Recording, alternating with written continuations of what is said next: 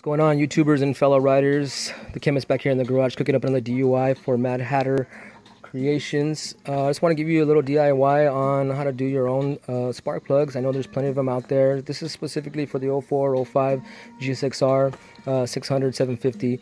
You know, after a while you get tired of that costly charge that the dealership's trying to, put on you. $160 right off the bat for their service charge, and about maybe 70, 80 bucks for the spark plugs. They gotta make a buck. So of course they're gonna raise the price up on something that you can pick up yourself for about $40, $50. And think of the time and the savings, especially the savings when it comes to doing this yourself.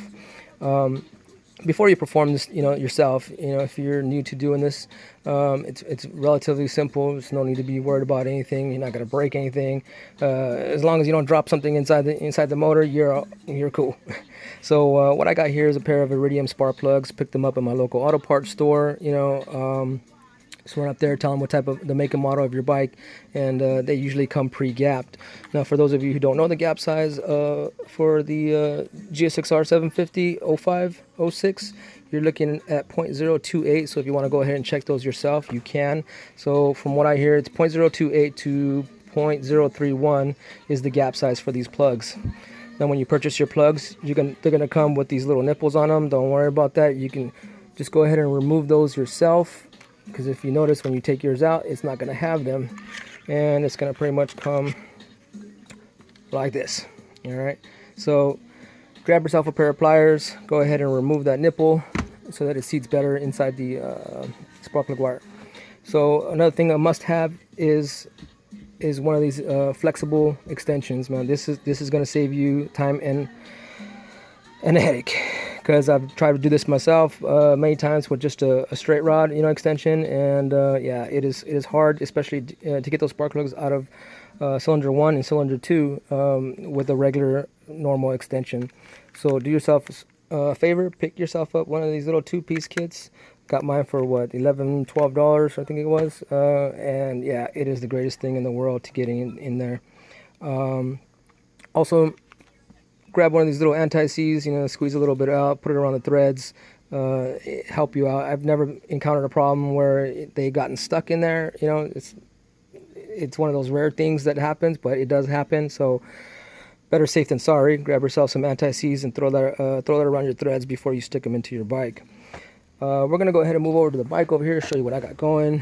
One of the things that makes it a little more simpler to do, to perform this, is if you go ahead and flip your tank up all the way up like this. It makes it really easy to get into here. You're not trying to squeeze your arm in here or whatnot, to tighten down those spark plugs. So what I did here was I went ahead and I removed the bolt down here and disconnected the gas line and the sensor here, and tied it up with a couple of bungees holding it up in place. I got this so I don't scratch my tank up or it doesn't fall or move. So that's going to save you some time right there. As far as we go over here, this is what you want to see what I was talking about. Number 1 and number 4 here, man, those are tough to get into, and let me tell you why. All because of the frame for the framing for the air ducts. So when you get your extension down in here, you usually get caught, and I'll give you an example with just this ratchet right here. It's hard to get down into there, all right, and actually get on it and remove them and tighten them. Let me tell you that much. So that flex extension is really going to help you out when you're performing this tune-up. So, and especially number 1, this is a little tight area with all these cables and whatnot. It definitely gets in the way. It's even a little trick to do it with the flex extension. So yeah, go ahead and get yourself that flex extension. It's going to save you some time. Also, you don't really need to undo the connectors here. Just kind of pull them out, push them off to the side. All the cables are the specific length, and yeah, so you don't get them all mixed up or whatnot. Don't worry about that. If you happen to take notice and you see a little blue tape here and there, I usually use the blue tape, to so I know what I've disconnected and I need to reconnect. So basically, I just go back and I look for the blue tape, and it's okay. I need to connect that back up and then remove it once I connect it. So yeah, that's it. So I'm gonna go ahead and finish up. I've already done these 3 right here, and I'm gonna work on this last one right here and get that in there.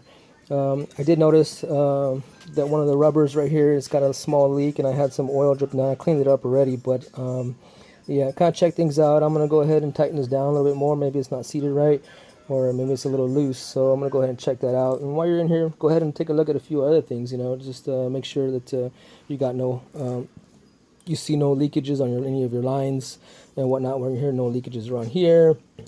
Always want to make sure that you cover up the carbs, so you don't get nothing in there. Yeah, the last thing you want to do is drop something down in there and that'll ruin your whole day. But anyways, I hope this DIY helped you out. Little tips and tricks on how to perform these things a little bit faster, save yourself a few bucks, and yeah, like always, I'll see you next problem.